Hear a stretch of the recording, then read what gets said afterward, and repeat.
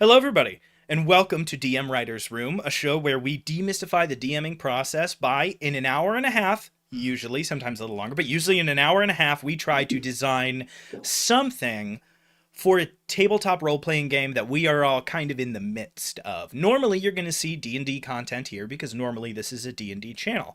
But lately, Spencer has decided to put on his keeper hat. After a few other forays into other games, we have decided to give that a whirl. Tuned into the Prince of Charming on Thursday. Oh my goodness, coming back from a long sabbatical. We are very excited to be back in it. Which you may remember from a couple of weeks ago. We're coming back from a little bit of a break. We had some moves. We had some other issues. We had some, give and take. We had two of those spells in a row. So it's been a tough couple weeks over here at TTRP Guy, if I can be honest. You may have tuned into our last stream where we basically were coming up with a playbook for Monster of the Week. Last time we did The Artist. Very fun idea. It was the one that Michael came with. The artist is the person that makes the thing that gets us all into trouble. If you're a Call of Cthulhu fan, they wrote the Mythos tome. If you like other things, they painted that goddamn portrait of Dorian Gray. It was them that done did it. Sort of the, like we were talking about, as Pathfinder has so artfully reframed him as Abdul El-Hazrad, the Mad Poet. Nice, Pathfinder. The guy who wrote the Necronomicon. These are sort of your classic characters. We visualized the artist after some work as, what is it here? We wanted them to decide what their medium is, what their first contact was. How do they connect to this feeling? Is it compulsive, euphoric, subconscious, obsessive, wrong place, wrong time, all these different things that gave them benefits and would make it so that they could discover things the way that the artistic and obsessed character in these shows makes these discoveries, like being in the wrong place at the wrong time, knowing the right things, having the right tools, things along that lines. One of my favorite, as always, Spencer has a deep love for any character that gets to have a brief oracle or vision into the future, and so the idea of them being able to paint or create or write something and glean something of the future was of course brought up. Today we are going to be circling back on one of the other ideas that did not get to completion there. Michael, Say hi, this is Stefan. What up, Stefan? Welcome to DM Writer's Room, baby. How's it going? Long time hater, first time caller. What's up, nerd? He said he really likes the concept for the artist. I love it. As I do too. We should get that thing published tomorrow. I think it's great. It's such a fun version of the spell casting that you can do in this game. So today we are moving on to Spencer's idea. Up in the air if we'll move on to mine. In hindsight, it wasn't the best for the sort of core concept of Monster of the Week, but we've chatted out some ideas. Spencer threw out some real, philosophical concept shit in the interim. This show's starting late. It occurs to me, I am the only early bird in the chat, so maybe we should do DM Writer's Room at 9:30 at night, and we just, as a company, need to assign me a caffeine budget for that show. Today, yeah, crack it right into the mic, nerd. The mic's here. I'm doing it far away. I can see the peaks, my man. Today we'll be doing Spencer's The Offering or The Sacrifice. Very, very cool idea. I like it. Something we talked about before that we're going to have to sort of be mindful of as we go into this. The only two classes that we need to be careful that we don't double trod with is the Chosen and the Spooky. These are the only two other classes that I think we need to kind of make sure that we are angling around. But I think that'll be easy. The Chosen has a very positive connotation. I think what you've actually steered us towards is the anti-Chosen. Someone who is so completely boned. Yep. Which I kind of love. The other thing that we need to decide is we need to sort of sort this class. I think I actually can kind of already place it, but there's kind of two axes that we need to place it on. First, is it category 1? These are people who, no matter what happens, will always be chasing those dark things in the corners of the world. This is the chosen, the divine, the monstrous, the spellslinger, the wronged, the hex. These people have no choice but to be involved. I kind of think that's where we are. But you could make a strong argument for the next group, which is people who have been forced / have slipped into being involved. This is the crooked, our criminal sort of mastermindy class. The flake, kind of an obsessive conspiracy nut. The mundane, a completely normal person. The snoop, a ghost hunter. And the spooktacular, somebody who learned fake magic and learned real magic. Whoopsie daisy. I think you could make the argument that because they are still alive, right, the sacrifice may actually belong in this column because they don't want to be here. Like, you know what I mean? It's that they cannot get away would sort them into this middle column. Maybe. I could see either. And then our final group are the people who are constantly, doggedly pursuing the weird.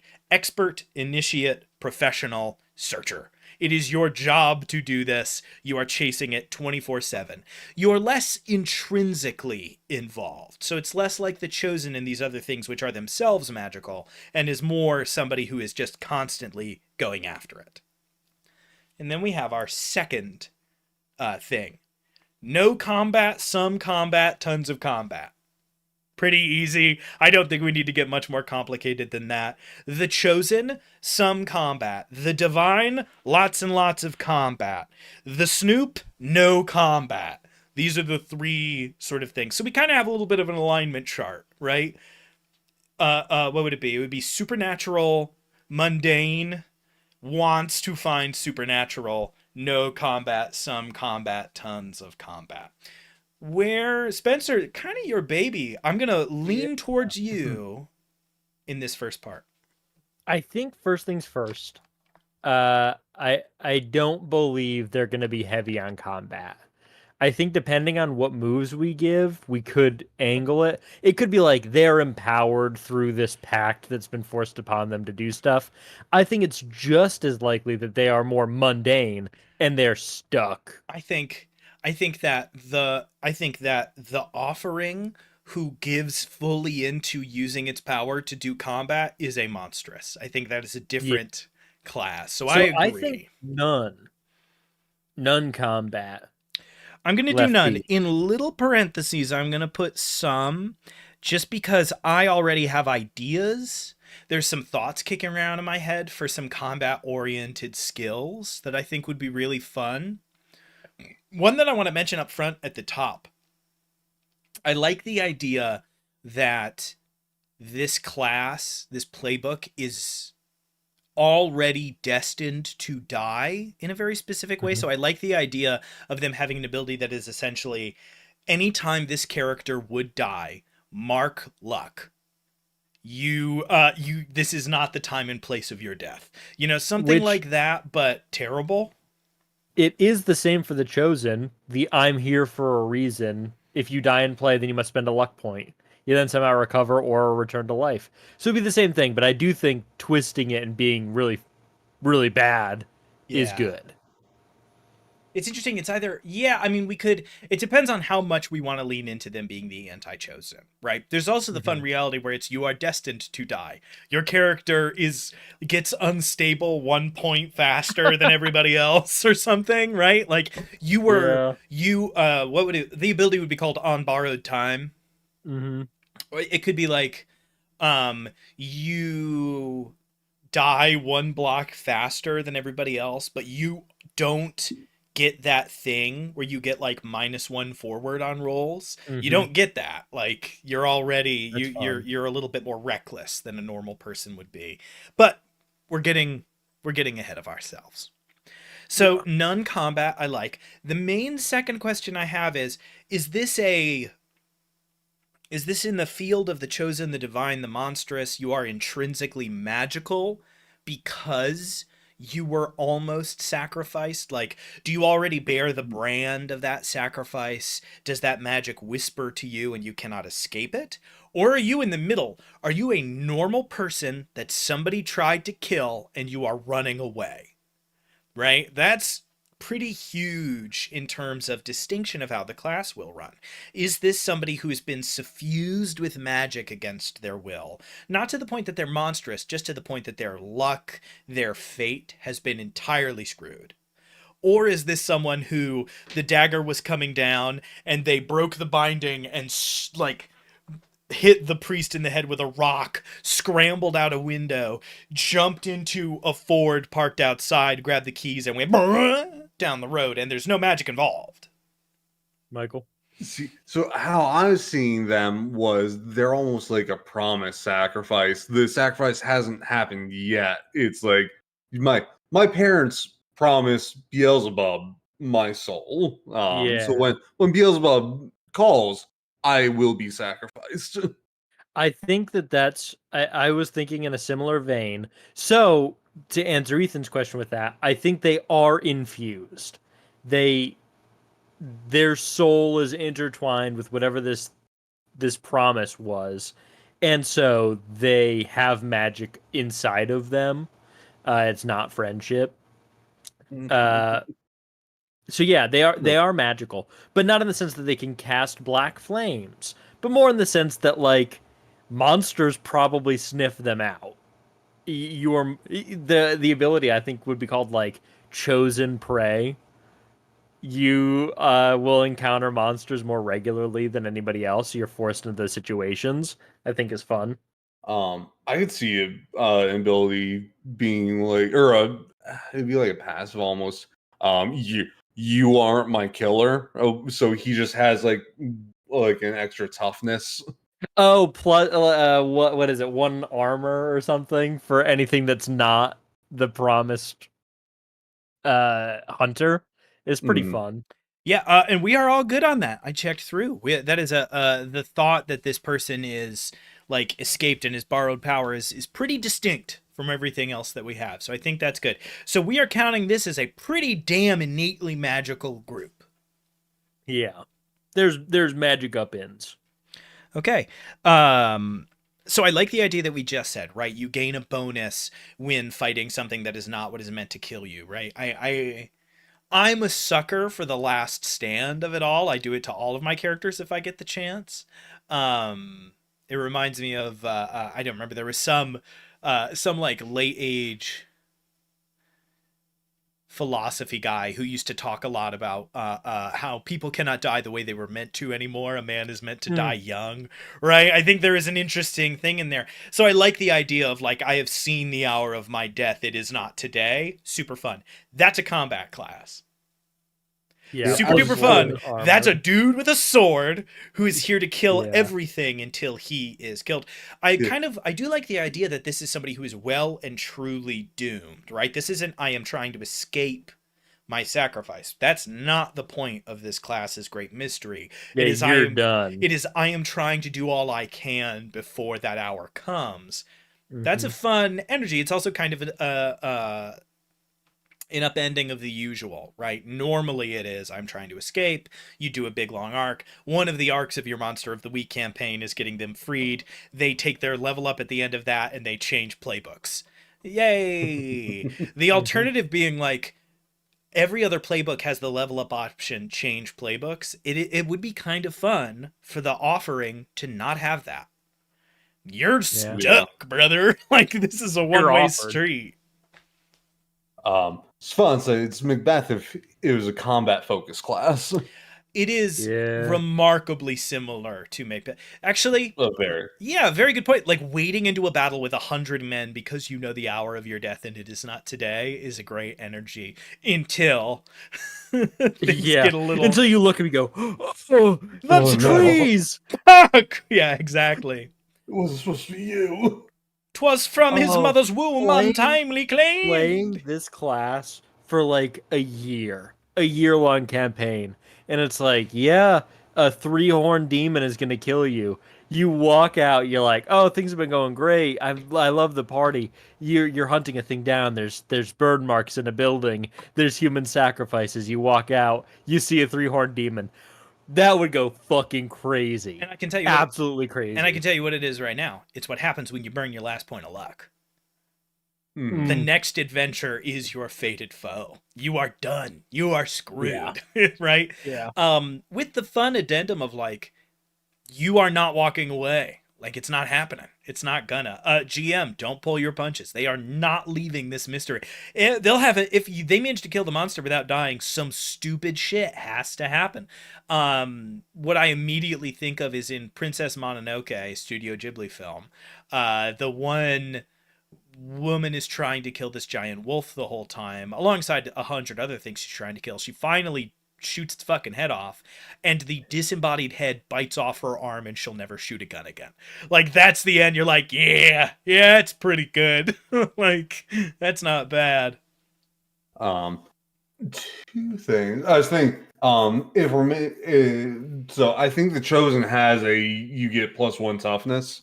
So if we want to pivot a little bit and make it less combat-y, I think we do like +1 cool because you know it's not your killer, so you get to act cooler. It's acting under pressure. Yeah, I can see that. I like the idea that this class is either deeply cool or deeply magical.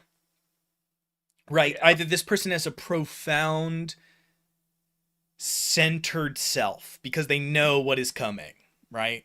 Or they are really weaponizing that magic and are maybe a little less chill about the whole affair and are channeling it, right? I think either direction there could be a lot of fun. I think it's drawing my mind to the way that the not the divine, who is it? It reminds me of some of the classes that don't have like that default chosen ability, like the chosen or the gumshoe do, where there's some like kind of non-optional things. You know, it's got me thinking of the monstrous who needs to choose the means by which they became monstrous, right? The first choice you make is how did that happen? So I think we're spitballing a lot of really good ideas, but I think we should probably try to twist it into something a little bit more solid. So let's move to that. Yeah, let's move to that first ability. That first move, that kind of character building portion of this, where you are choosing what happened to you. In what way are you already dead? And that's probably the name of the move, right? I'm already dead or already dead. Oh, and let me take down before we forget. Luck. Doomed mission is what I'll write. Hopefully future me will be able to parse that. I think he will. I think if you promise yourself, we could do a deal like what do you get out of your deal? Oh, interesting. So doomed already or dead already. You swore yourself. Tell us why for what?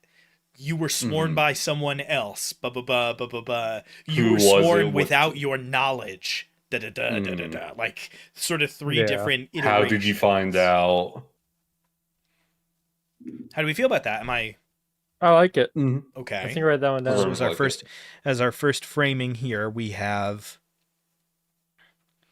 dead already. So that's my first idea, right? Is did you swear yourself? Were you sworn by another, or were you sworn by one you had never met? Were you just doomed one day? That's sort of the first impulse that I have. Another version of that, which we're circling earlier, is what is the nature of the sacrifice, right? Are you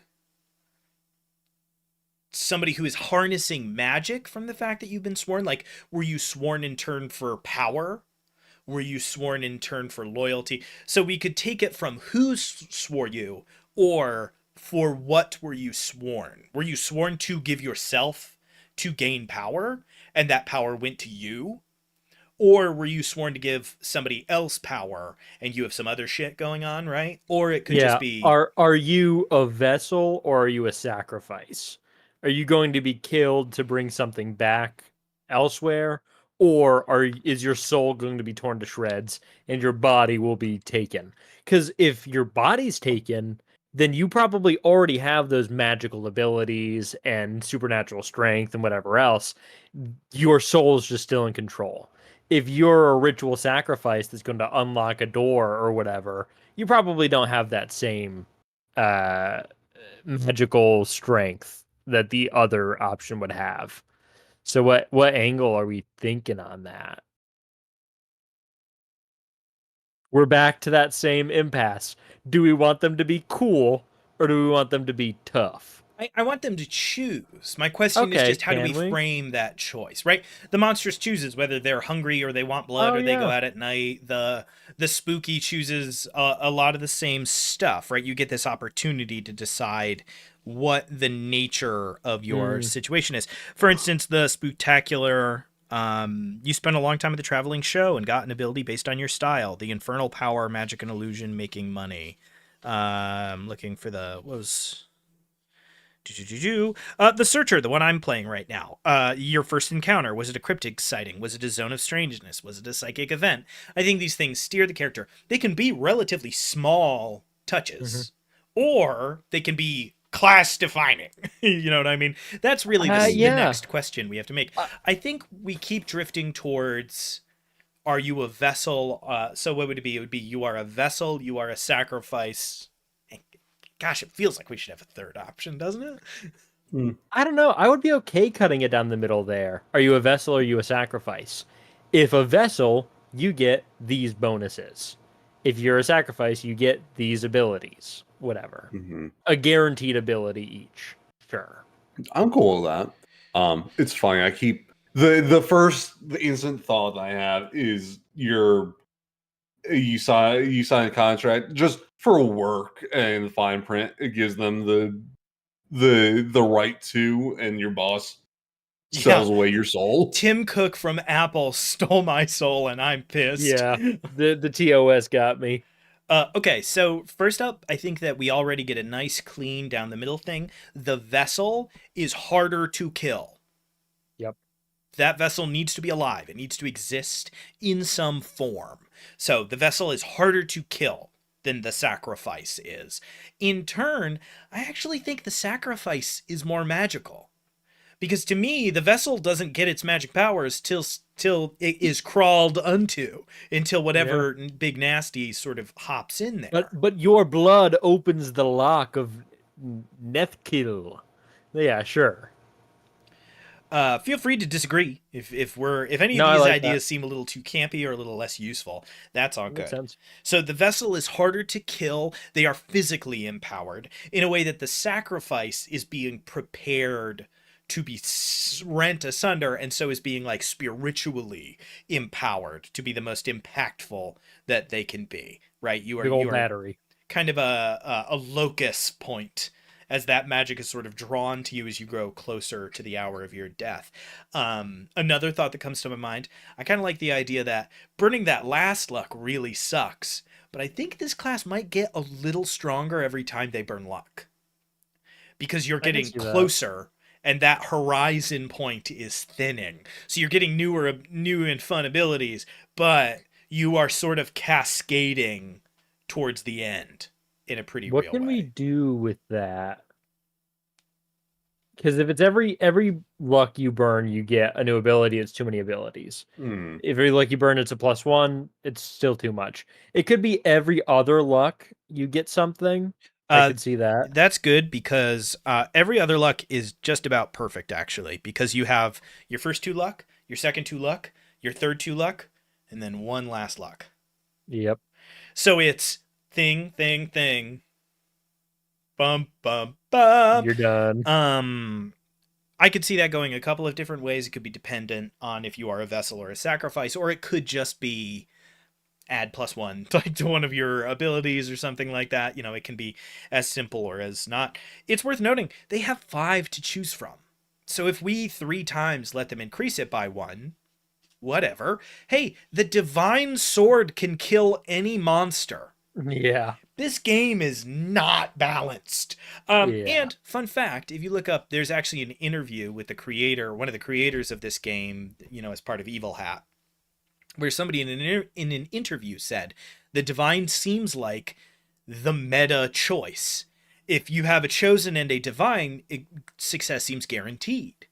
And they said, yeah, If your team composition is a chosen, a divine, a searcher, and a professional, you are going to wipe everything because you've chosen a kind of optimistic and powerful crew because that's what you want.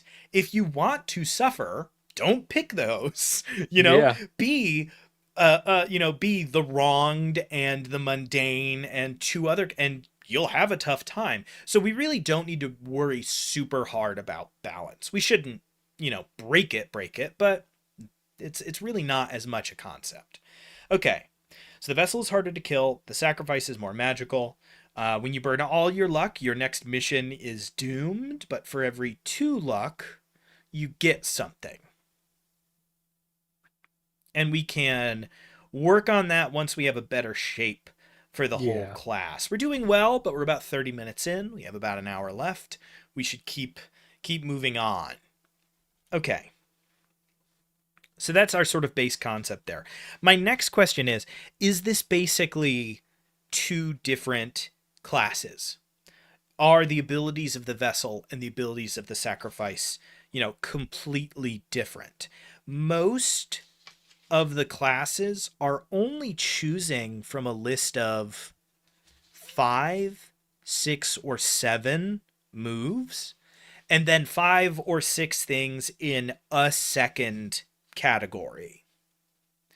I Right? think So the Chosen has a couple of moves connected to their fate. The Flake has very little. The Flake has just a couple of moves and really nothing else. The Expert has a big bank of moves and a big bank for their Haven. So mm, one of the things we need to choose up front is sort of, do they have 2 resources to pull from or only one? If it's only one, you sort of make that one all the stronger. You just had an idea. What is it? I think only one. I think that first choice is impactful and will influence your selections after the fact, but I don't think that it needs to be totally separated. So only one column to choose from, Okay, right? so you don't want the equivalent of, like, I'm not saying necessarily that it would be a full class for the vessel and the sacrifice. What I'm saying is, if our Mhm. vessel and sacrifice moves are one column, we don't necessarily want another whole column of stuff. Is that Yeah, what you're no, I saying? don't think so. Great. I don't think there needs to be. So I think if we want the new moves to be a little bit more neutral, then I think I want at least one other change between the vessel and the sacrifice, right? The vessel's hard to kill. The sacrifice is a little bit more magical. I would love to figure out what more magical means. Like, is big magic easier? Is weird moves that have to do with the supernatural easier? Like, what is that? What does that look like? Is that magic volatile? And then beside that point, let's get one more bullet point in each column. Let's add a little bit more texture to that. So if the vessel is harder to kill, we could make them more combat oriented. They're harder to kill Yeah. and they hit harder. You've been physically empowered to be a good vessel. Or Mhm. it could be, no matter what, you're harder to kill, and then we let them choose from 3, and it's like, might, sight, or whatever. And it's your sharp is great, your tough is great, your blank is great, right? I think I think give them the choice there. As much as possible, I'd like to give people choice on that. So, might, sight, I and know I've really right, you've got plus to your charm. Yeah, so for me, might is kick some ass, right? Yep. Sight is investigate a mystery because we want to orient everything towards the game. So if we need a third one, it should have something to do with reading a bad situation, not use magic. That's the other side of the Mhm. wall. Read a bad situation. This is so embarrassing. I've run this game. What are our other moves? It's investigate a mystery, read a bad situation, kick some ass, um, something under pressure, Uh, cool under Take pressure. some act under Act under pressure, pressure. help out, investigate a mystery, manipulate someone, protect someone, read a bad situation, use magic, big magic. So act under pressure, protect someone, both feel great to me. Act under pressure is, I know I don't die today. Protect someone is human shield. You can sort of like, that you will be fine to some degree. I feel like hmm, we already have toughness for might. I'd be cool with doing acting under pressure. You get to improve either your might, your sight, or whatever you want to do for brain, but your I smarts. I was gonna say do protect someone and call it right. You're doing the right thing using yourself to protect them. So might, sight, and right protect someone. Yeah, so the debate right now, I see where Michael's coming from. Michael, I wasn't necessarily saying these would all just give you a +1 to tough. I was saying, like, Mhm, trying to base it in that skill. And to me, I associate mhm. tough most with kick some ass. So that would be sort of might. So I guess what we're saying is, rather than it being a bonus to tough, might would be a bonus to kick some ass. Hmm. Mhm. Sight would be a bonus to investigate a mystery, and right would be a bonus to, it sounds like in this case, protect someone. And it's a question of what are you doing with your pseudo immortality? Are you throwing yourself into danger? Are you, are you throwing yourself into danger? Are you giving in to the abilities to make yourself more sharp? Or are you throwing yourself in defense of others? Do we not like that? Do we like? Don't be afraid. I like This it. is we got to make hard choices in DM writers Yeah. room. So don't be afraid to say I think that kind of sucks, or I think that's lame, or I Mm. think it's too similar to the other one. Michael, definitely, you seem at least reticent to go for that. Oh no, I'm fine with that. So Okay. we've got kick some ass, protect someone, and investigate a mystery. Read about a situation. What were we thinking for that one? For sight, probably read a bad situation. This guy doesn't seem like he is solving any mysteries. No, not investigative. And then Cool. right would be protect someone. On the other side of the column, we have the sacrifice. This person is, sort of magically empowered in some way. I think that's great. If we want to offer them a sort of similar choice, looking at the list here, harder to kill is going to affect them in one way or another. This sort of magical thing is a little vague. If I'm trying to think of what abilities aren't covered, we have kick some ass, um, read a bad situation, and protect someone. So the moves that are left over are investigate a mystery, use magic, and the other one, And there's Act manipulate under pressure. someone Manipulate manipulate someone. someone, and and help act under out. pressure. So we have, okay, so we actually have a lot. I don't think help out makes sense for this class too much, but it could. So our options that are left are, go over them again: act under pressure, use magic, help out, Manipulate someone. manipulate someone. And am I missing anything? Use Um, magic. Did we say use magic? Yes. Then yep. yes, that's it. Did we do investigate a mystery? No, that's the one we're missing. So we have 3 little categories left. We have 6 things left on the field. What are we thinking? How do we want to orient? What direction do we want to point ourselves in? So with these ones, are we looking for moves or what's the next question we're answering? So We the need to fill vessel, those. so the vessel Yeah. had their 3 moves. Might, sight, right. I You choose see. I one of see. I see. those. The Okay. sacrifice needs its 3 moves to choose from. Since the Yeah. vessel is tied to kick some ass, read a bad situation, and protect someone, it stands to reason that the sacrifice should be pulling from the list of act under pressure, use magic, help out, uh, Manipulate manipulate someone. Oh, someone, okay. investigate a mystery. I think that one of them would be empty vessel, act under pressure, you go into complete zen state essentially. Um you can turn your mind off and you can act cool under these pressured situations. That's one. Oh, interesting. So it would be sort of like, okay, I like that you can sort of go to this place of being dead Yeah. already, right? You can use that. Your soul has a tenuous grip upon your body as it is, so you just let that go and you can act under pressure. I think that's great. That's solid. Yes, I love it. It's We're in. extremely flavorful, and it makes perfect sense. It's just shut it off. Your brain goes Mhm. off, your eyes, your pupils, and you can just do whatever. It is this sort of emotionless. I'm thinking weirdly of that weird Christian Bale movie where he's the gun ninja. Like Oh, yeah. yeah, with they do the gun katas and they're the grammaton Yeah. monks or whatever. I made you watch. This is not a joke. Spencer and I Yes. used to watch that movie, but only the fights. We used to We fast skip ahead. forward through because it's like this big philosophical 1984 thing, and we used to just skip. skip through all the emotions. Truly hilarious. Okay, so that's that is our act under pressure. I think Stefan gave the name of it Equilibrium. It is. Equilibrium. Yeah. Shout out, Wow. Stefan. When are we gonna locked get in. Stefan?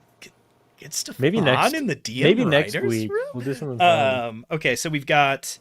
So we have the rest of our list here to pull from. We've got use magic, which might be covered by this sort of vague magical tag that we have given this person that they have by default. Yeah, they get that +1. Yeah, which would make sense. If I that's, think we could, if they wanted to, we could have it like double down on. That's not just because I was thinking of a name for it. It'd be like, use what the devil gave me, or instead of using what my mama gave me. yeah, I think this is, since our goal here is to sort of demystify the DMing process for those millions of fans watching this in the future after all three of us have died and are now worshipped as pseudo gods. Of course. Whatever gets you in is good enough. Don't feel the need to be like, yeah, but if I was really thinking about it, I would be starting with like, the ability, or like I would be starting with the score. I would have like a more, whatever gets you in. Like if it's music, if it's a song that you like, if it's the name of the ability before anything else, that's great. Let it point you in that direction. So yeah, using this thing. So it sounds like use magic, pretty straight up the middle, is our second one. Use magic, and is this, what the devil gave me. I like, for investigate a mystery, Eyes of the Beholder, and that's very similar. It's using the foresight and knowledge of whatever this being is to look to see what happened here, what the creature is, what can it do, And using the eyes of the beholder of you. And I think, so now we have two things left on the list, and so I think we have a choice. Either A, we give one to each of these groups, or B, we say, these are the two things that make the least sense for this class, and we cross them off the list. The two things that remain are help out and manipulate someone. The only thing I could see for manipulate someone would be like, I don't know, like cocksure, like you're gonna die, so who gives a shit? Devilish charm. Yeah, I think we're good. I think we can nix those two and call it a day. Great. So your first set of moves are based on which of these two things you go with. I'm now just thinking in terms of like what these pages look like. I think that would definitely fill the first column. Mm-hmm. And maybe even could sort of be in duo like that. We could maybe squeeze something in as like a little bottom window with some text. Did we have any other ideas that we felt were essential or important, or that are really well developed in your mind and you don't want to waste, right? Because we do sort of have a little bit of space left layout wise. This is another thing, as three people who've started to game design on paper and for print, for those of you in the future, a lot of the choices you make are because, shit, that goes on to the next page. Yep. We have cut out a couple sentences. We have cut pretty major things from some of our ideas because we're like, that looks bad. That'll go on to the next page. And so you kind of have to scrub. As somebody who's been writing monster stat blocks forever for some of our stuff, constantly I'm like, well, that ability isn't cool enough for you to mess up the formatting. Scrub. So do we have another idea or do we not? The only thing that we need to add in is a couple sentences saying when you've burned your luck all the way, so that goes, you lose this. That's already in the formatting for the game. It goes right under luck. For instance, the chosen is luck. mark luck to change blah blah blah blah blah, and then the bar, and then below chosen special. When you spend a point of luck, the keeper will bring your fate into play. You get a little tiny sentence at the bottom. I don't Ours think we might need be a anything else. little bit more hefty, but yeah, Yeah. absolutely. So you choose the vessel or the sacrifice. You choose your sort of secondary ability. Most of the classes that don't have a second column of moves get something, right? They get gear, or they get a place to hide, or they get a cool sword, or we define their mission or a place that they can go. Something like that I know tends I to get said tagged on. I said not to have a second column. I take that back. I think if we have like 3 or 4 moves that either the vessel or the sacrifice can pick from, I think it would be pretty cool. So that way Um, there is some bleed between the two. Great. I was going to propose that you have some icon and that it was going to be part of your gear. But if you think it is Mm. better spent as, a little subsection of moves, I am more than happy to do that. Something I'm drawn to thinking maybe it has something to do with whatever mark you bear of what is to pass, right? Maybe that can be weaponized in some way. Mm. Otherwise, not a lot of other like special things that you would be able to do are immediately coming to mind. What ideas are floating around for the two of you? And they can be loose. We don't need super well defined thoughts. If it's the name of an ability, if it's an idea, if it's very loose, that's all good with me. There's using the followers of the thing. Like, what's Oh, the one that's class that fun. gets a gang? So you've got, the cult of Baphomet that you can ring up and they will do something for you because you will soon be their king. Okay. I like it. So something that is sort of agnostic to which of these two you choose. And our first is, um, you know, cult of the end or whatever. So you choose one of the following things, right? One of the following benefits for your foul situation. The first one Mhm. you can choose is cult of the end. You have a small gang of cultists that follow you around Yep. not because they think you're the messiah. You just have to die first. Like, Yeah. and they have, what I like about that is also they have a vested interest in making sure you die at the right time. Yep. They don't So want you to die to the Loch Ness monster. you That's not right. can't die to the Wolfman. You can't. That's not how it happens. So Cult of the End needs to see. My note is see you to the finish line. Yeah. Right? They need to make sure that you make it to your fated hour. Very cool first one. I think we only need, like I said, we have a great amount of space left to have a nice little bar at the bottom of those other Mhm. abilities that take up 2 stereo columns. So we only need like 2 or 3 more things here. So Cult of the End, they're there to see you to the finish line. Um, other thoughts that are sort of kicking around for us. I'm increasingly obsessed with this thought of like brand of the taken. Some Mhm. you bear a mark that does something. Like this is one where all I know is the name, right? Like brand of the taken, brand of the sworn, something like that. There is a mark upon you that you can do something with to My first show. thought is when you bear the brand, you use that move. Uh, any monster you're in combat with won't attack you that round, right? It's an activated ability.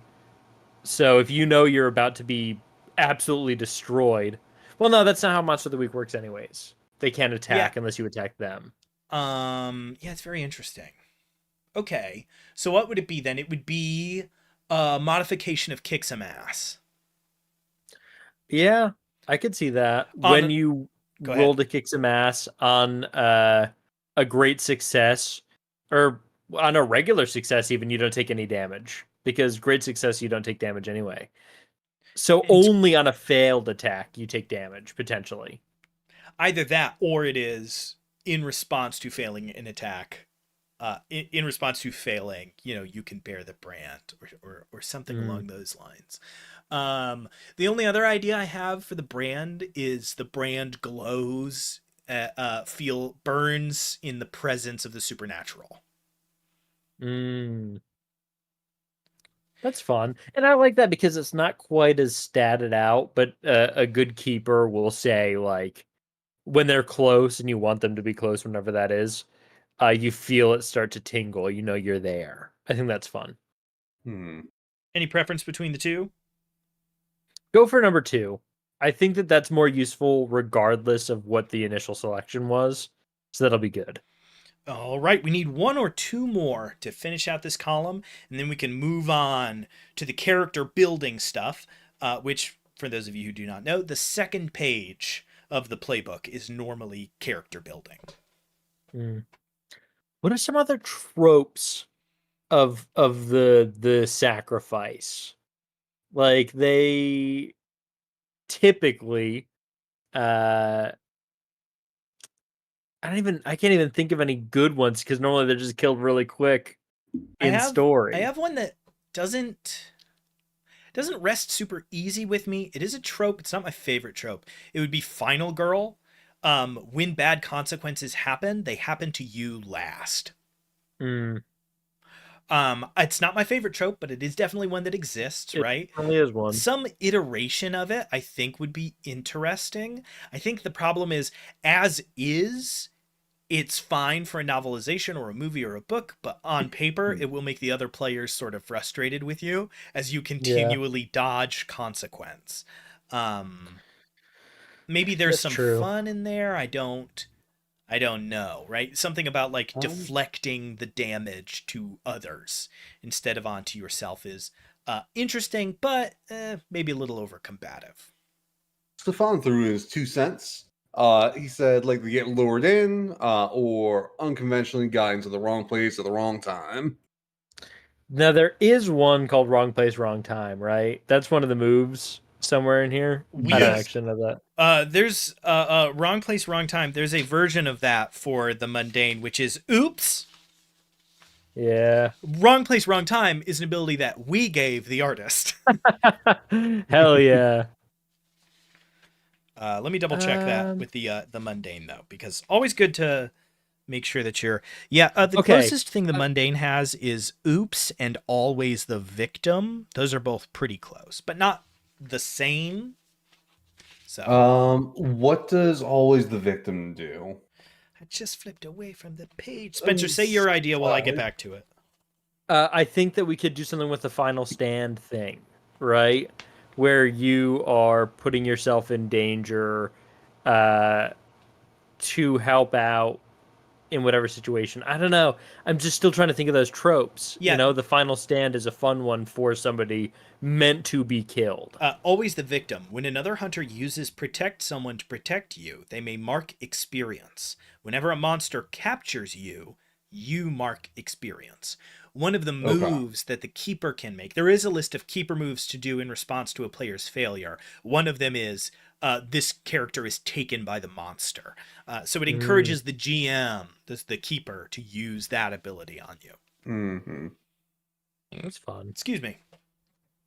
Yeah, other tropes. Um, Let's, if we sort of kind of like shaking off here, we had this idea that you are fated to die to a specific enemy at a specific place. An ability that we never returned to, which would share a little bit with the vessel's might, is we did propose that idea of you are not what kills me. Gain some advantage in physical combat or in combat Hmm. with another creature.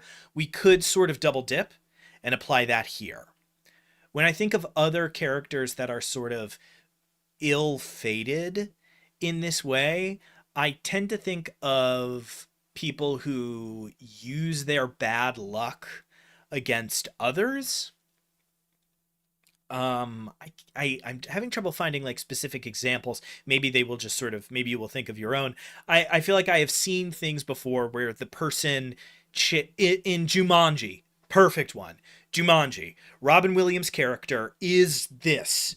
He is the sacrifice, right? He has already been eaten by the game board. He is part of the game. He will go back in. He rolls and then uses the fact that he has rolled against the bad guy at the end because he knows that that will cause trouble. When they roll the stampede, he uses the stampede against that hunter character because he knows it is about to happen, right? Knowing that everything will go wrong does have some power to it because you can bring that heat to whoever you are sort of going up against. I feel like that's trope that I see a lot. I was gonna say, perfect example. There's an anime called Undead Unluck. The main character, her special skill is she's very unlucky. she and she if she touches someone, they are the focus of bad luck. Mm. Yeah, what it would be like jinxed or something. Basically. There's the ability Jinx, which I think the spooky has, but jinxed with an ED is, I think, really funny to have the spooky have Jinx and to have the cursed character have jinxed as if they have already had it visited upon them by a spooky elsewhere in the world. So we have knowledge of preordained destiny as one. We have pushing bad energy upon another with another ability. And I could see putting yourself in mortal danger mark experience. Because you know that it's not meant to be this, you're using your powers as well as you can. You're getting experience out of it. So, okay, I think we can. Oh, go ahead, say it now because I'm about to wrap this up. No, you're good. I was thinking along the same lines for Spencer's last one. A little bit different though than the experience. Because the mundane does a little bit of that. It'd be like master of my own fate, and it's like it's you doing something, but then saying that I choose to fail doing that.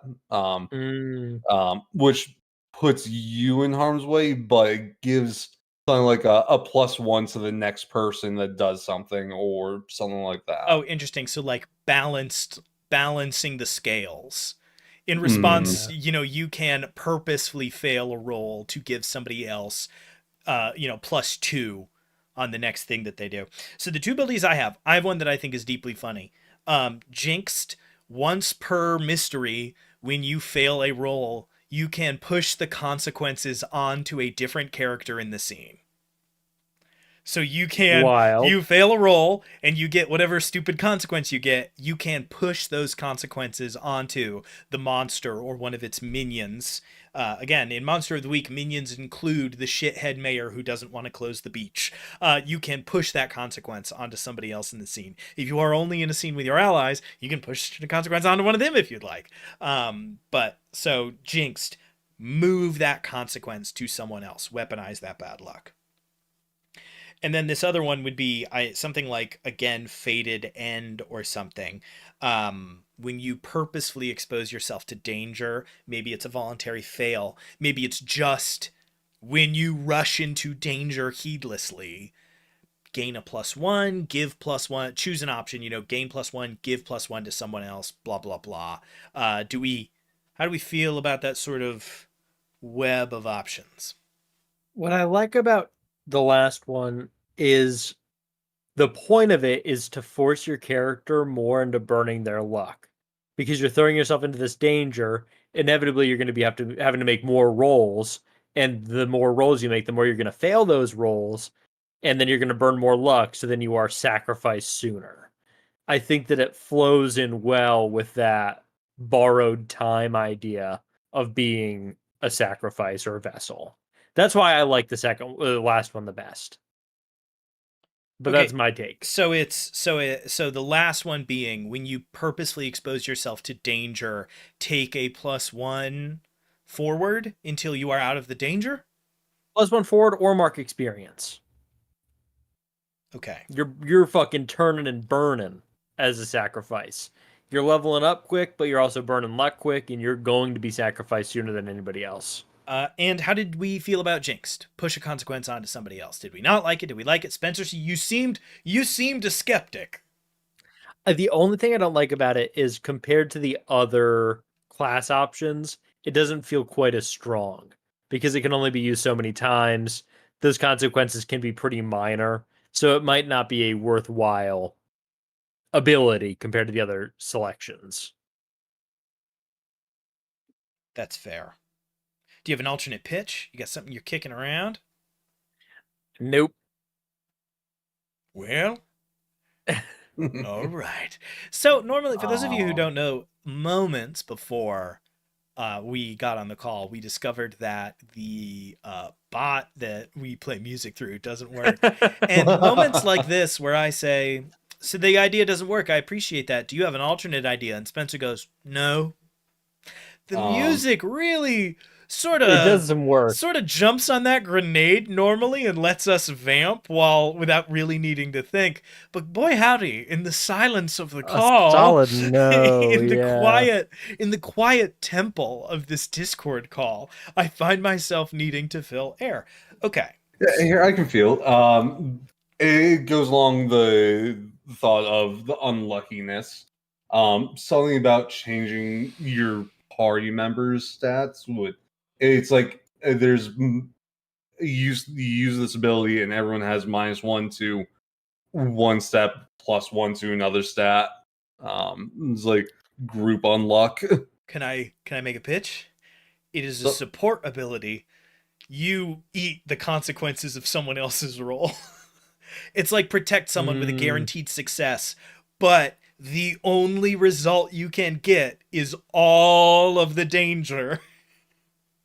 That's pretty funny. So like basically, yeah, like one of the options for protect someone if you get a mixed success is all the heat is on you. So it's you can protect someone with a guaranteed success. The only result possible is all heat goes onto you as you make yourself the center of whatever it is that is about to go wrong. All center of attention is pretty funny. As a sacrifice, you are inevitably the center of attention, whatever event it is. So Center of attention, or you are now my killer, or How do we feel? How does it line up with everything else? So run us through the options that we have for solid choices that we've got done, and then what we've written out. So we have 3 options, 1 shot down option, and then this new option. So we don't have a long list here. So first option, Cult of the End. The cultists that are trying to get you killed would like for you to die at the appointed time and place, and so help you survive until you get to that time and place, right? So when the 3-horned demon shows up, you do not have, the Huckabee boys rolling with you anymore. Second, Brand of the Marked. You bear a mark upon your flesh that burns in the presence of supernatural beings. Classic. Number 3, Fated End. When you rush into danger, either, and we haven't decided yet, take +1 forward, or mark experience. The goal being to push this class into danger as much as possible. The proposed 4th is Jinxed. You can eat the consequences of somebody else's failed roll. You can protect someone. You will always avert basically all the consequence on that other person. However, all of those consequences will point towards you. The only question I'm left with is, does that mean you are now in danger? Or does that mean, like, they fail their kick some ass roll, they should get very hurt, you are hurt instead? Like, is it supernatural? Oh, like a voodoo doll? Yeah, is it you eat the consequences of somebody else's bad roll? They roll to use magic, they fail, you take their glitch. It's on you instead of them. Or is it like protect someone, which neutralizes damage, neutralizes things like that? You see what I mean? It's a pretty big difference. Are you supernaturally taking on the harm or consequence that would go on to that other person? Or are you literally like yelling and waving your hands over your head to get the attention onto you? I don't think that it's like a voodoo doll. I think that it would be yelling and waving your hands, and the thing shoots a spike at you, and then you get hit. I gotta be honest, I like the other one better, but that's okay. Hey, Michael's the tiebreak on this. We got 3 people for a reason. I think it's funny you having the air of just you look like the sacrifice, so you People want to hit you. You No, look you you look look- punchable. What's the? It reminds me, some dude on Twitter or maybe TikTok insulted somebody by saying like, you have a peasant phenotype. You belong in the Yeah. fields." Yeah. Just seeing somebody and being like, You have a God sacrifice damn, phenotype. they look like they should get eaten by monsters. It's So the really monster good. just comes at you instead. That's funny. Okay, so we're nixing the magical taking on of harm, and instead it's, oh wait, this is not the day and hour of my death. Hey, asshole! And then the monster goes, "That guy looks real tasty." Okay. All right, I love it. It almost makes me want to give Brand of the Marked a consequence for no reason, where it's Yeah. like, but that supernatural creature will, like a dog, like a cartoon dog floating on scent wafts, just start heading towards you. Okay, so that's our second row of abilities. Great. I'm glad we're doing pretty good. We got 30 minutes on the clock, and we have moved into the last section here, which is character building. I'm going to move on to my third little sheet of legal pad paper here. Number one, what are our two dominant attributes, and what is our what opposite of dominant? Submissive. Not that one. Recessive. You perv. No, yeah, dominant and recessive. So what are our two dominant and what is our one recessive ability? That tends to be how it breaks down. There's two that you're good at and one that you're bad at. I wish there was luck. But there Yeah. isn't. I think one of my first instincts is that you take your lowest stat is charm. You're uncanny, right? Like, bad luck follows you. You always have a stain on your shirt. Galir from Dimension 20 is the sacrifice, right? Yeah. Shit's always going wrong. But People look at you and go, "That dude's sacrificable." that They're not gonna dude's listen not- to you. This is not okay. So we've got charm, cool. I'm trying to think if I know anybody who was like, damn, a sacrificable build. Either sacrificable or they look crazy because they're the vessel of Beelzebub. And you don't want to talk to that guy either. So Charm's gone. So we could say, so we can take charm as the recessive, and when we Gone. get down into looks, we can say, what uncanny forbearance do you have? Yeah. Okay. So if we have minus charm, what are our positives? It sounds like it might be weird and tough, but it could be, we can kind of choose from a couple that you could choose from. So it could be like weird, tough, sharp. We like the idea of cool coming into play, so it could be like Damn. cool, weird, cool, tough. It could be like choose two basically from cool, tough, and weird, and we just sort of forego sharp because this person is maybe not so focused on the mystery, right? Like, what do we think? Yeah. Hmm. We have one ability that relies on sharp, but everything else doesn't. The fact that we ditched manipulate someone an hour ago without knowing that this is where we were going is really good. Is really good Yeah. that we just in our hearts were like, no way. Like, no Nope. way. They're doing no one. They are the persons being manipulated, so The- you cannot manipulate as the manipulated. What The ability? true. The primary is tough or the primary is weird. I don't think it can be anything else. What ability does score does help out borrow from? Help out is cool. Is cool? All right. Darn. I think Yeah. tough, weird, and cool, and you get a +2 to 2 of those, and a +1 to the other. Yeah. Most of the time, that is sort of your option, right? Yep. I'm looking over here, like the bad stat. So, for instance, the chosen is sort of forced into choosing between weird and tough. If the chosen either has +2 tough and -1 weird, or +2 weird and -1 tough, right? They don't sort of have another option. This would be a lighter version of that. The three that you will have some ability with will be cool, tough, and weird, depending on just sort of how your character bears out with the rest of this. And then we have the kind of neutral sharp. you'll have like a +1. You would have to invest in it sort of separately, which makes sense. You are not a paranormal investigator. You were roped into this by some other dumb shit that you had going on in your life.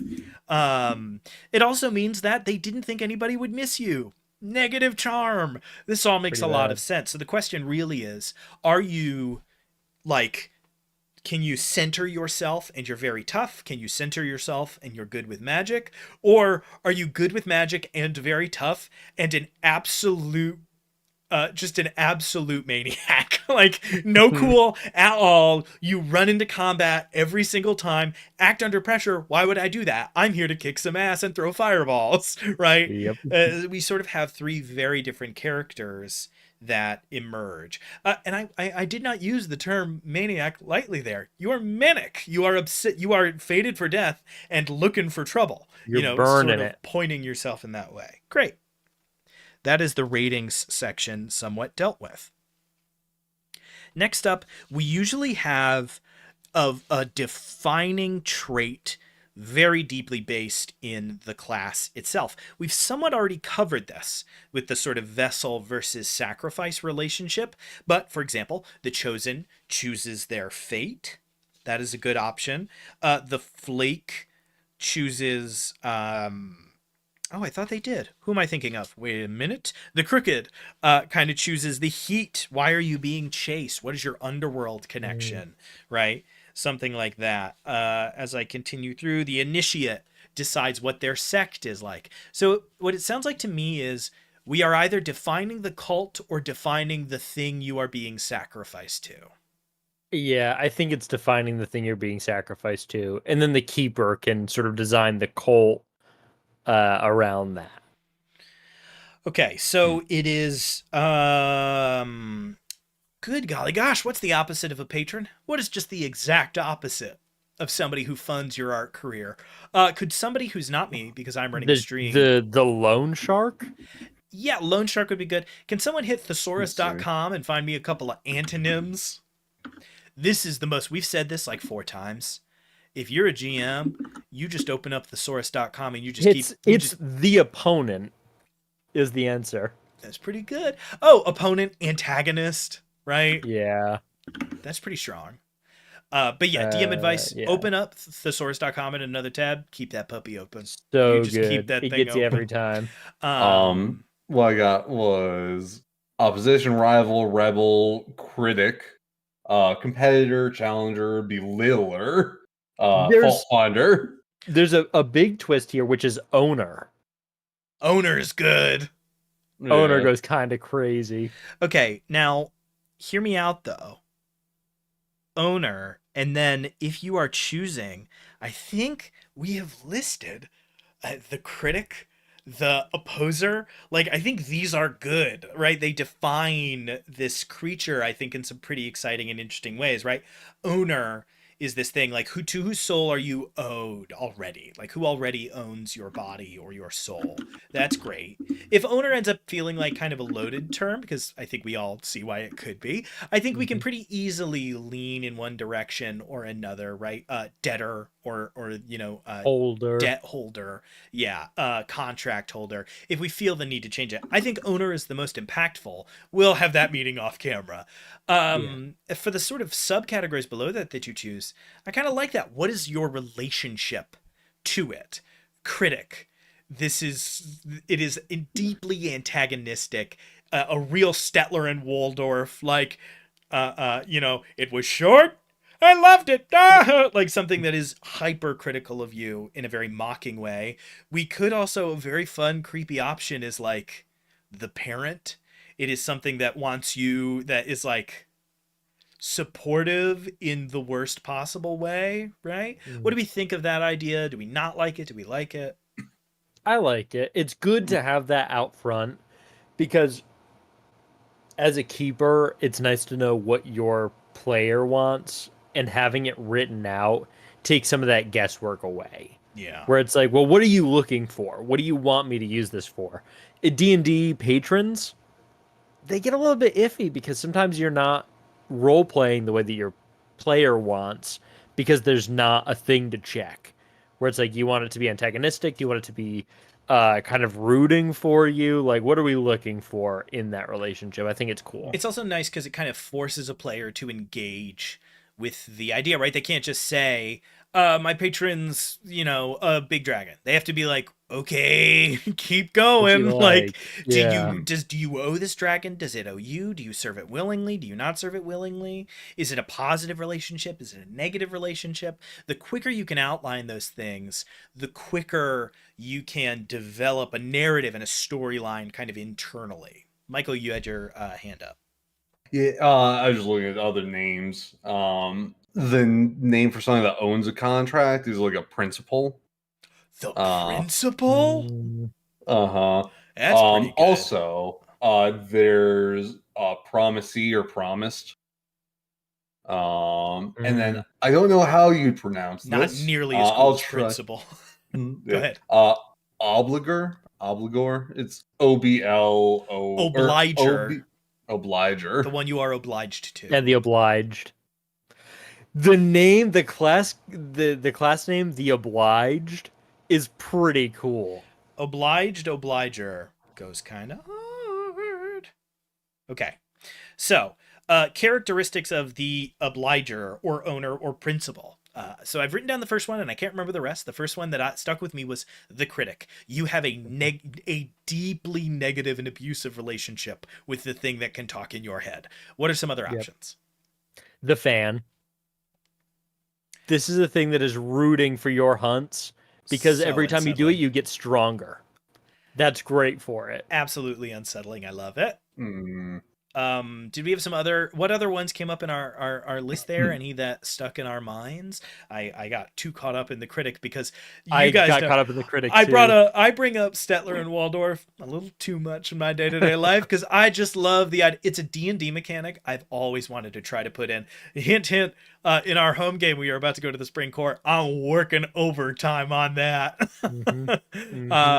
Yeah, I just love that concept. So if we have deeply negative and we have deeply positive, is there a version of neutral that is in any way satisfying? Is there a version of disinterested that we think we can work with? Or the laissez-faire. Yeah.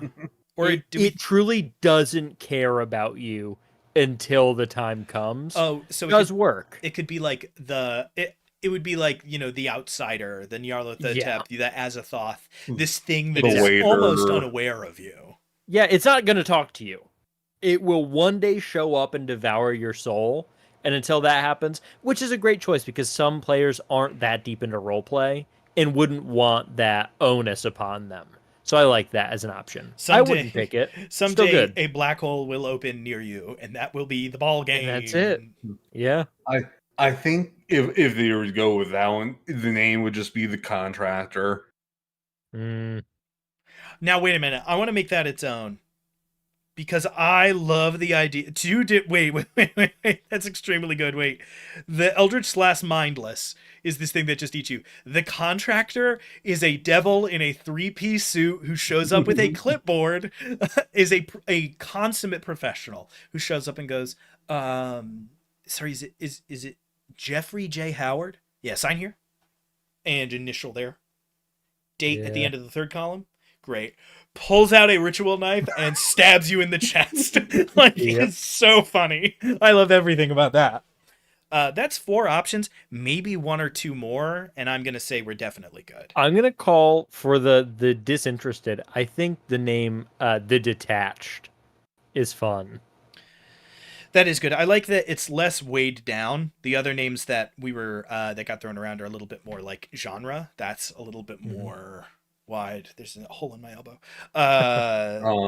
For the principal, I think it was like they are heavily like they are rooting for you. They are giving you information on what you should do next to almost strengthen yourself. Oh, so almost like Q in 007, right? This sort of So that would, I think, be the patron. Somebody who is beyond the fan who just thinks you are cool. No. This person is helping. Like they're very actively involved. Okay. 5 options is great. If we have another strong one, let's go with it. If not, I think we're ready. I got nothing. All right, we got 15 minutes left. We're doing pretty good here. With that, a suite of options there. A little description next to East will help fill a little space on the second page. That's good to know. Maybe each of these gives you like a little ability you can do or something. A little twinge here or there. That's all good. If not, no sweat at all. Or it'll be, sometimes it connects to what happens when you burn your luck. Maybe what of these you choose changes what that boon is that you get every 2 luck points. I kind of love the idea that the detached, you like get harder to see or something, like people's vision starts to kind of slide off you. That is one of my favorite descriptions of like elvish glamour and things in fantasy and fiction, is where it's just like, no, you're just really hard to look. If people try to look right at you, their vision doesn't want to. It wants to kind of drift off to something else, and it makes it difficult to communicate with you. But we can figure some of that out off camera. We're already a touch low on time. So what is mainly left is for us to give, we need to describe where that -1 charm is coming from. So we need to give them a look that has to do with that.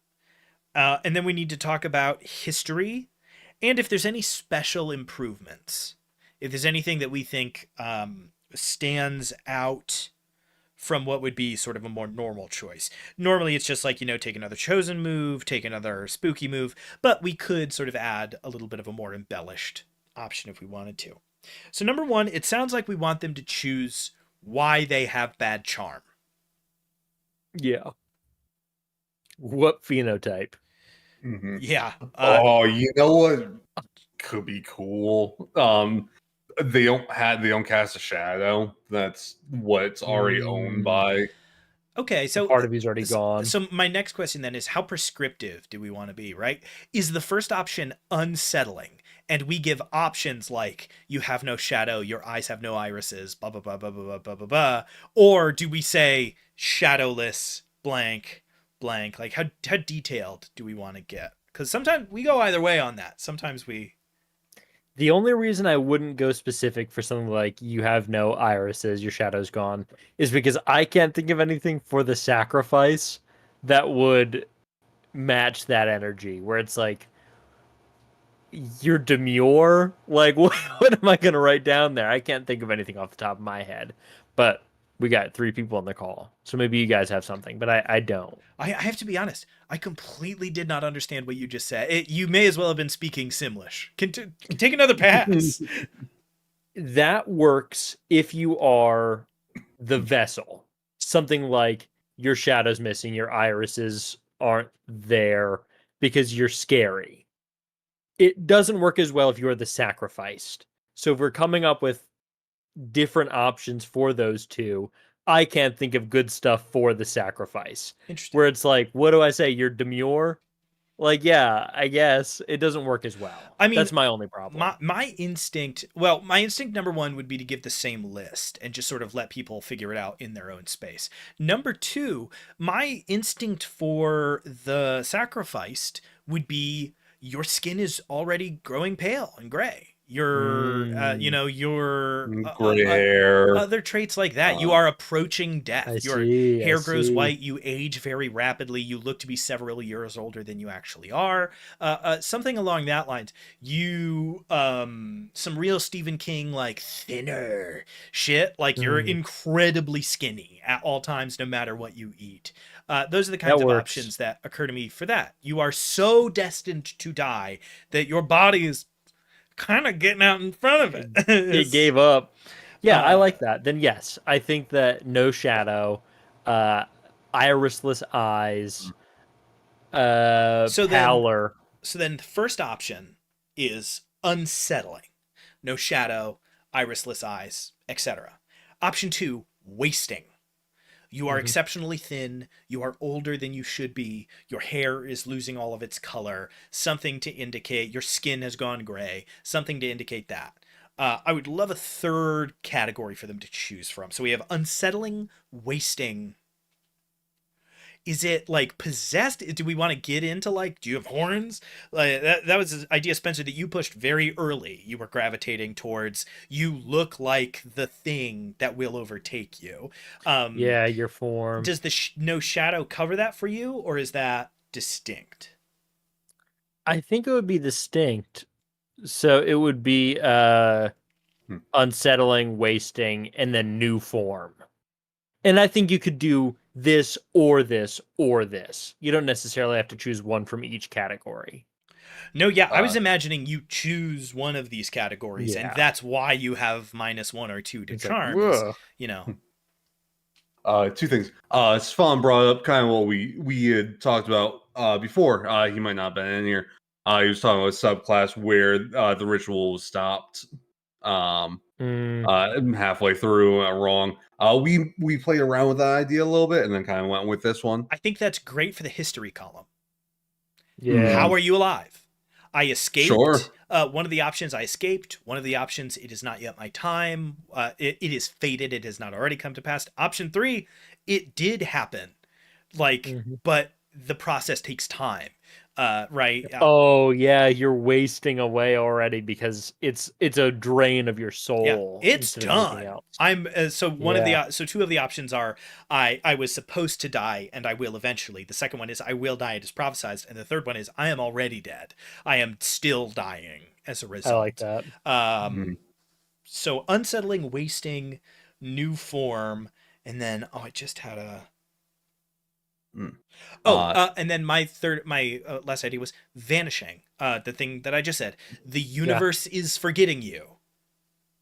You, mhm. whatever cult, whatever beast this is, right? This, what I love about this option is it addresses the problem with all monster of the week settings, which is, what is the fucking FBI doing? Hundreds of people go missing every hour, right? The glamour. The thought that these things can subsume you so completely that you are forgotten kind of solves that. It kind of gives a built in, if your character doesn't want to answer that question, it kind of locks it in for them. Hmm. It's fun also mention for stuff that's going on. It could be like presence of the enemy looming around them, or like you just have an aura Yeah, about you. definitely. For unsettling, like like there's no shadows, and then a great second option, too many. Like just Mhm. Yeah, way too many of them. in Ghost Rider when he does like whatever that glare is into the souls of the evil, it's that. People look at you and they see flames looking up at them and they go, "That's bad," and they bounce quick. Okay, the charmless. I like it. I like it. I like it. All right, so we're just about winding down here. We got 8 minutes left.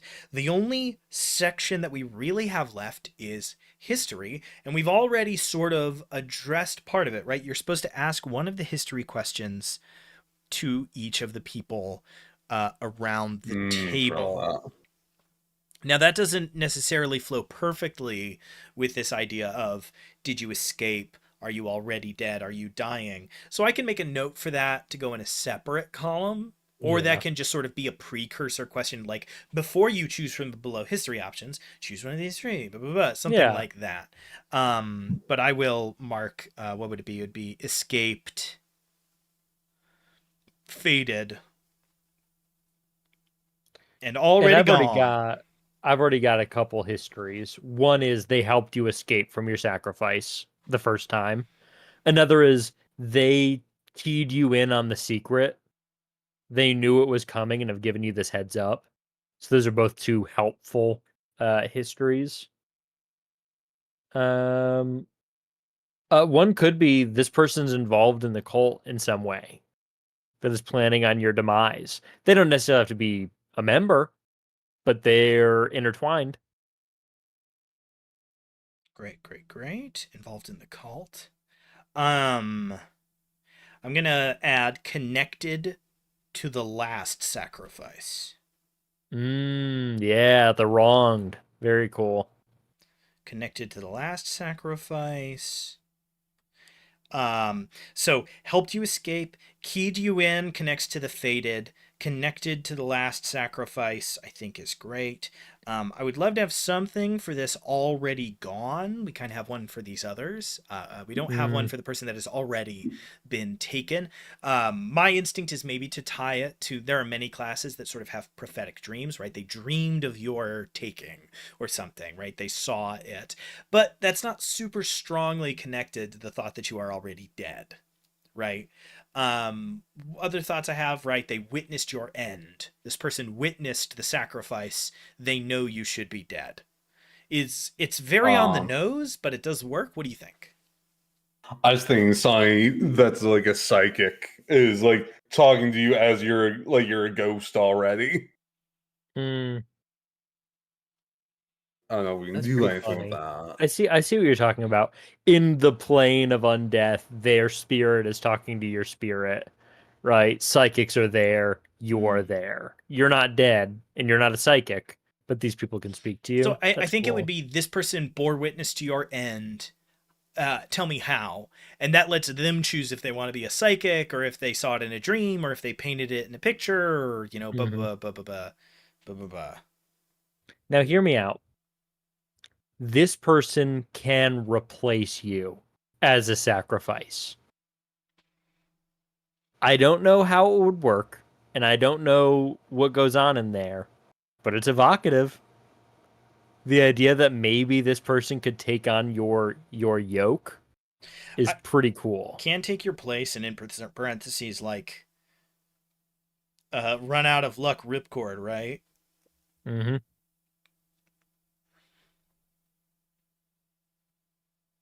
Um, yeah, it'd be like the Fall Guy or like the Fall loophole. guy.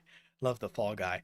The fall guy and the Yeah. loophole are both great. So we've got helped, keyed you in, involved in the cult, connected to the last sacrifice, witnessed the end, can take your place. That is more options than some Huge. of the others do. So that's I love them. Every single one I solid. think is cool.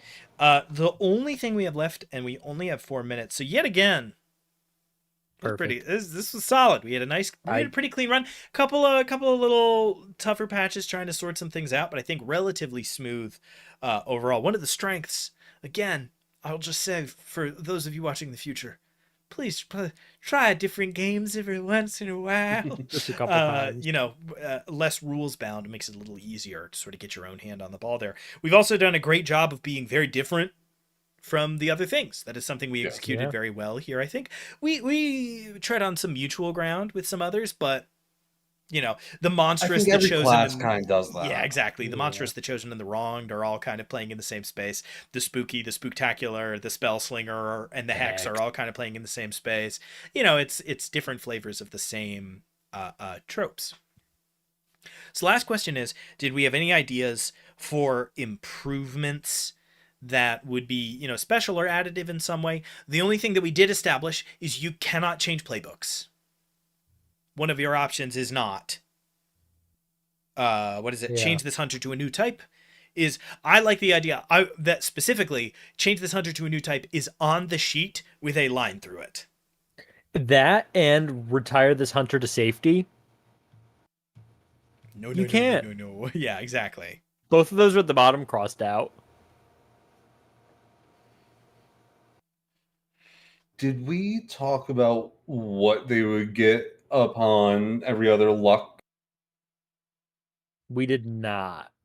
We said Okay. that maybe that would go under Um, one of the options. Yeah, that would be based. All that we know about that is that we wanted to. Well, all I said. I don't know if you guys agree. My thought was it should correlate to if you have the critic, the fan, the detached, the contractor, or the patron. Right. That would Mhm. change the way they do. The patron, when you burn 2 luck, learn something major about whatever case you are on. The and on and on and on. And I don't feel like trying to come up with 6 of those off the top of the dome right now. Okay. We have 1 minute left, so us deciding what to do with our remaining time has used up the remainder of our time.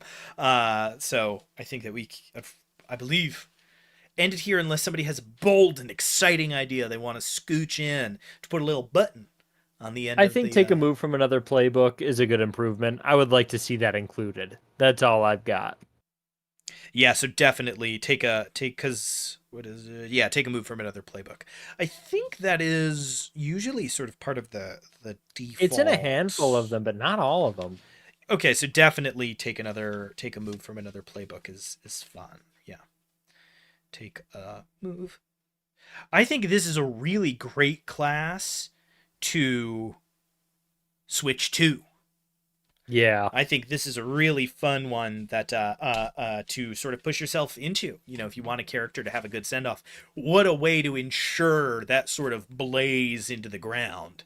To say, hmm you know, I switched to that playbook. I'm burning all my luck this arc, baby. Like, yeah, especially because Monster of the Week most of the time is meant to be played in single nights, right? true. Choosing to play the sort of longer campaign format of it is not the standard. The standard is each time you play, you completely solve a mystery. So the obliged is going to be pretty in and out of that. You know, you're talking about what, maybe 7 or 8 sessions, and the obliged is going to be off to some other thing. I am forced to think about how long Sam Winchester spent as the obliged. Sam Winchester Yeah. went like 3 sessions, Hmm. went like 3 seasons as the obliged. Oh yeah. And Dean kept burning his luck so Just Sam didn't have to every time. just absolutely heinous. Okay, with that, it is 10:01. I guess I need to ask quickly: is this going to become the normal time for this show? Not necessarily. We will talk about it after stream, but I don't think so. Okay, well, I'm about to have to say a bunch of stuff, and I want to make sure that I'm saying sort of the correct things here. So just one moment while I refresh myself on that, and then all right, and we're gonna have another. This is gonna be a little bit of a rough in here because a lot of our times, for those of you listening, a lot of our timetables have sort of We're in shifted, flux. and They we're have. rarely. Usually, we are getting on these calls moments before we go live. So, thank you for tuning in to DM Writer's Room. I definitely hope that you will tune in more in the future. We demystify the DMing process on Tuesdays, normally in the past from 6:30 to 8, today from 8:30 to 10. That can fluctuate, so I guess you gotta hit the bell so that you always You know. gotta I do guess it. you gotta hit the bell so you never miss a stream. Go ahead and do that. Like and subscribe. This fantastic Monster of the Week section here is because we are running Monster of the Week in our Thursday game, The Prince of Charming. Spencer is running we've one session in, already a lot of fun, a very oddball team of investigators that are slowly moving together. Michael's character is currently holding my character at gunpoint. Hopefully I don't need to roll up another one almost immediately. I guess you can watch to find out. Hit the bell. That one has lately been going from 8 to 10, sometimes 7:30 to 10. I believe that that is still where we are. We have a couple of people that we need to sort of loop in before we can make that solid. And then, of course, we have Michael's stream, the Sunday stream, Game Master, Master of Games. You, no doubt, have been watching us play as the Big Boy Squad in Baldur's Gate 3. Maybe you saw the TikTok that Spencer made from our last session, which was an absolute hoot. Right now, we have just finished wading through the Goblin Fortress.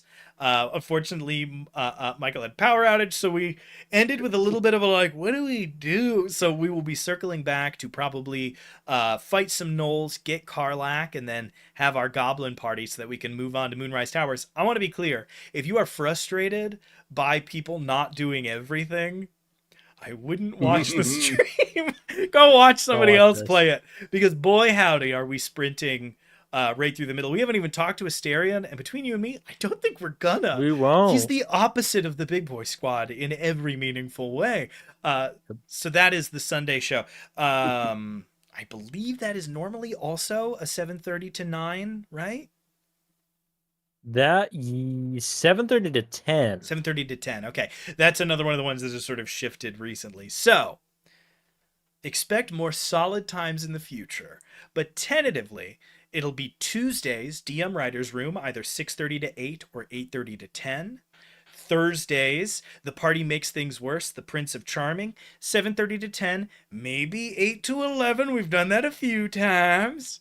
And then the Sunday stream, Game Master, Master of Games, usually either 7:30 to 10, sometimes a little earlier, usually 7:30 to 10.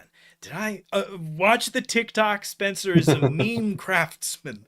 He spends hours on an anvil with a hammer, folding phone. them, in amongst all the other many things that he does. If you want to see a little bit more of my main works here, you can check us out on Drive-Thru RPG. We have The Lich's Dollhouse, a fun level 1 adventure to get you just sort of introduced to D&D 5th edition. We are looking towards some other projects, many of which are sort of going concurrently right now.